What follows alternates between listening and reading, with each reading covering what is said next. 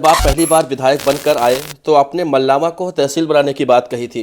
क्या मल्लावा भविष्य में एक तहसील हो सकती है? दूसरा चुनाव कैसा रहा? ये पहले चुनाव से थोड़ा मुश्किल था या उससे थोड़ा आसान? कुछ युवा ये भी कहते हैं कि कुछ शिकायत है उनकी, वो कहते हैं कि विधायक जी अब पहले जैसे नहीं मिलते हैं, वो पहले से वो बात नहीं ये करते हैं। वो कैसा है कुछ?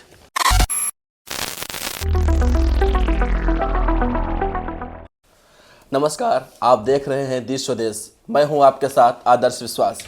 आज बात करेंगे एक ऐसे विधायक की जिसने अपनी विधानसभा के कुछ युवा साथियों को लेकर क्षेत्रीय जनता की सेवा का संकल्प लिया। 2015 से ही युवाओं को जोड़ने और उनसे मिलने का सिलसिला जारी रहा और फिर उन्हीं युवाओं को लेकर 2017 में क्षेत्र की राजनीति में कदम रखा।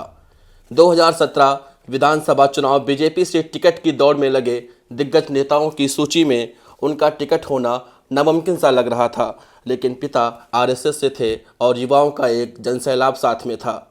इसी के चलते बीजेपी से टिकट पक्का हो गया और फिर विधानसभा की जनता का साथ मिला और फिर विधानसभा को एक युवा जोश का विधायक मिला। नाम आशीष सिंह आसू। बहुत बहुत स्वागत है भैया आपका। धन्यवाद। इससे पहले कि सवालों का सिलसिला शुरू करें, कैसे भैया आप? आपकी फेसबुक प्रोफाइल चेक कर रहा था, एबीवीपी का एक पोस्टर देखा महामंत्री चुनाव का। छात्र राजनीति में कब और कैसे आना हुआ? मेरा परिवार राष्ट्रीय स्वयंसेवक संघ से कई पीढ़ी से जुड़ा हुआ रहा। इस कारण बचपन से ही राष्ट्रवादी कार्यों में रुचि रही। परिवार में वैसा वातावरण रहा और ख़ास तौर पर जब मैं इंटरमीडिएट की परीक्षा पास करके लखनऊ विश्वविद्यालय में दाखिला लिया 1997 में, तब से विद्यार्थी परिषद से जुड़ा। और जैसा विद्यार्थी पे अखिल भारतीय विद्यार्थी परिषद का मानना है कि विद्यार्थी कल का नहीं आज का नागरिक है और विद्यार्थी ही राष्ट्र निर्माण की आधारशिला रखता है, इसलिए हम लोगों ने करीब वही 97 से विद्यार्थी परिषद में काम शुरू किया। छात्र राजनीति में सक्रिय भूमिका निभाई। राजनीति में आपका कोई आदर्श या फिर कहें रोल मॉडल किसे मानते हैं आप? हम सभी करोड़ों नौजवानों के रोल मॉडल इस देश के यशस्वी प्रधानमंत्री नरेंद्र मोदी जी हैं, वही नौजवानों के रोल मॉडल हैं।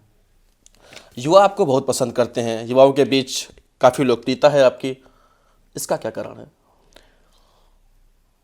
मैं खुद युवा हूं और युवाओं के बीच से निकलकर राजनीति में आया और युवाओं का साथ ही मुख्य रूप से हमको यहाँ पहुँचाने में उसकी भूमिका रही है। युवाओं की, बुजुर्गों का आशीर्वाद रहा है और जाहिर सी बात है कि जब मैं खुद युवा हूँ तो युवा मेरे साथ अधिक होगा। जी, आपके विपक्षी आपकी तारीफ करते हैं आपकी सक्रियता को लेके। इतना एक्टिव कैसे रह लेते हैं आप इतनी भाग दौड़ में? इतना परिवार और बच्चों के लिए समय भी निकालना मुश्किल होता होगा। देखिए, हम सब लोग, आप लोग जानते हो, हम सब लोगों के आदर्श मोदी जी हैं, योगी जी हैं। वो लोग इतना काम करते हैं कि उनको देखकर हम लोग आधा भी काम करें तो बहुत काम हो जाता है। इसलिए उनको हम लोग अनुसरण करते हैं और कितना वो लोग मेहनत करते हैं, रात दिन मेहनत करते हैं, राष्ट्र साधना का काम करते हैं। उनसे हम लोग कम ही काम करते हैं, फिर भी चूँकि इतना काम होता है इसलिए लोगों को लगता है कि विधायक जी ज़्यादा सक्रिय हैं। 9 सितंबर 2015 को जब आप विधायक नहीं थे, आपने सोशल मीडिया पर पोस्ट किया। उसमें आपने लिखा कि मुमकिन है मेरी आवाज़ दबा दी जाए लेकिन मेरा लहजा कभी फरियादी नहीं हो सकता। उसके बाद उसी पोस्ट को आपने 9 सितंबर 2023 को शेयर करते हुए लिखा कि 8 वर्ष पूर्व जो मन में था वो आज भी है। क्या आशा है इस पोस्ट का? कोई आशा नहीं है। छात्र राजनीति में हम लोग थे, एक तेवर की राजनीति करते थे, युवाओं के बीच राजनीति करते थे। उस समय राजनीति की शुरुआत की थी तो हम लोगों को लगता था कि हो सकता है समाजवादी पार्टी की सरकार है तो हम सब लोग राजनीति में आए हैं, भारतीय जनता पार्टी का झंडा उठाए तो हो सकता है लोग हम लोगों का उत्पीड़न करें, दबाने का प्रयास करें। तो एक ऐसे ही शुरुआती दौर में मैंने कभी पोस्ट किया होगा। वो 8 वर्षों बाद जब दोबारा फेसबुक पे, सोशल मीडिया पे मैं देख रहा था तो मुझे लगा कि मेरा जैसा सोच था। मैं एमएलए बनने के बाद आज भी हमारे अंदर वो ताकत है कि झुकना जो हमारे पूज्य पिताजी के संस्कार रहे कि गलत बात के लिए कभी झुकना न पड़े और ना झुकना चाहिए, सही बात के लिए लड़ना चाहिए, वो मैं आज भी कर रहा हूँ। मुझे ये रिपोस्ट करने का कोई ऐसा उद्देश्य नहीं था, लेकिन मुझे लगा कि मैं दायित्व के बाद भी मुझे गलत बात के लिए कभी झुकना न पड़े और वैसे ही मेरा तेवर रहे, इसलिए मैंने ऐसे ही सामान्य उसका कोई ऐसा हेतु नहीं निकाला जाना चाहिए। मुझे लगा कि मेरे अंदर कोई ऐसा बदलाव ना आए और गलत बात के लिए मैं सदैव उसके खिलाफ लड़ता रहूं।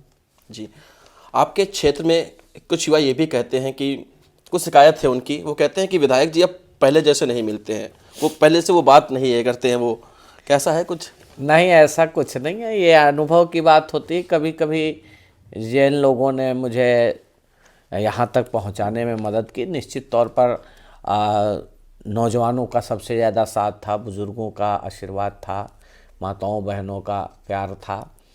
लेकिन पहले मैं जब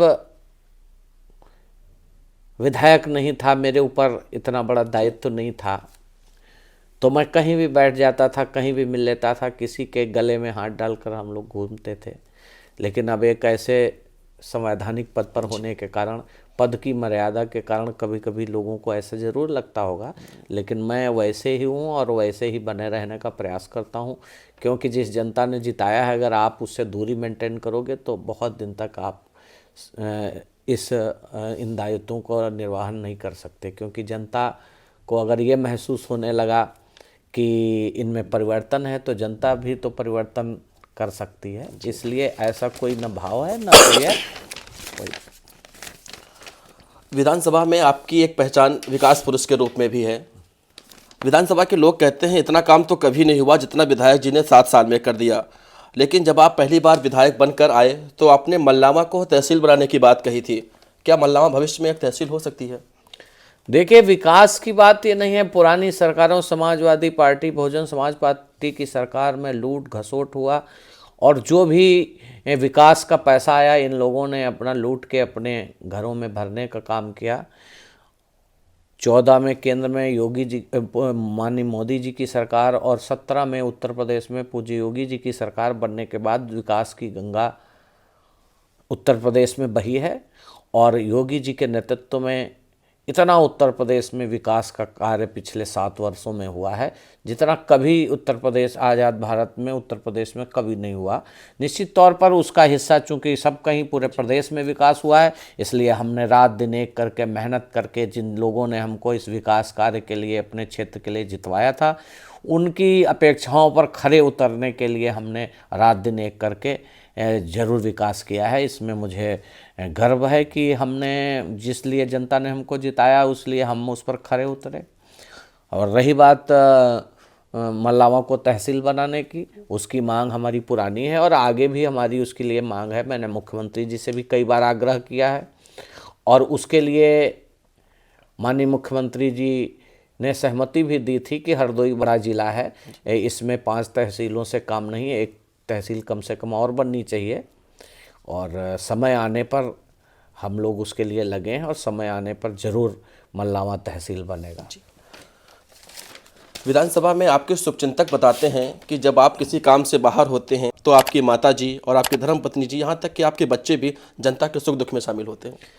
निश्चित तौर पर मेरा मानना है कि भाई, जो लोग, आपका परिवार है, आपके परिवार के साथ साथ जो विधानसभा क्षेत्र है, यहाँ के 4 लाख मतदाता हैं, जिन लोगों ने आपको परिवार का सदस्य समझ के इस पोजीशन में बैठाया है, उनके सुख और दुख में खड़ा होना यह हमारी जिम्मेदारी है। और चूंकि कभी पार्टी के काम से, संगठन के काम से, कभी व्यक्तिगत काम से भी बाहर जाना होता है, तो मैं प्रयास करता हूं कि मेरे परिवार का कोई सदस्य मेरे प्रतिनिधि के रूप में उस दुख और सुख में ज़रूर पहुंचे, ताकि उस परिवार को ये लगे कि विधायक जी मेरे साथ हैं। जी विधायक जी, एक निजी सवाल है, अगर आप विधायक न होते तो क्या होते? अब विधायक न होते तो क्या होते, ये तो सवाल कठिन है।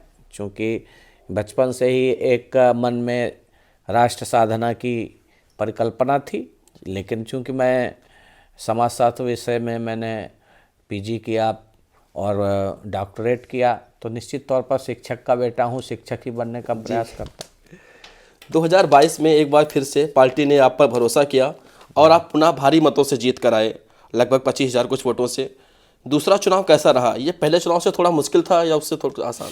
निश्चित तौर पर बहुत मुश्किल है, और जो पुराने राजनीतिज्ञ हैं, पुराने जो अनुभवी लोग हैं राजनीति में, वो ये कहते हैं कि दूसरा चुनाव, जब मैं पहला चुनाव अनुभव कम था, पार्टी ने हमारे ऊपर भरोसा किया और हमको बड़े बड़े नेताओं के बीच में लड़ने के लिए एक जिम्मेदारी दे के भेजा कि तुमको लड़ना है, तो मैं लड़ा और नौजवानों का बहुत साथ मिला और बुजुर्गों का आशीर्वाद मिला, सबका साथ मिला और मैं चुनाव जीत के आया। और निश्चित तौर पर मेरे लिए एक नया अनुभव था, मैं कभी पहले जनप्रतिनिधि नहीं रहा था, किसी भी पंचायत या कहीं पर भी नहीं रहा, मैं सीधे विधायक बना, तो मेरे लिए बहुत अनुभव था, एक बहुत बड़ी जिम्मेदारी थी, उसको धीरे धीरे मैंने निर्वहन करने का कोशिश किया, धीरे धीरे सीखने का प्रयास किया। तमाम नई जिम्मेदारी होती है तो तमाम गलतियां होती हैं, उनको दोबारा सुधार करने का अवसर मिलता है।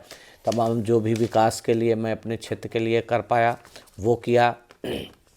और जब दूसरी बार चुनाव में गया तब हम लोगों को 5 साल का जो हमने काम किया था वो जनता के बीच में लेके गया।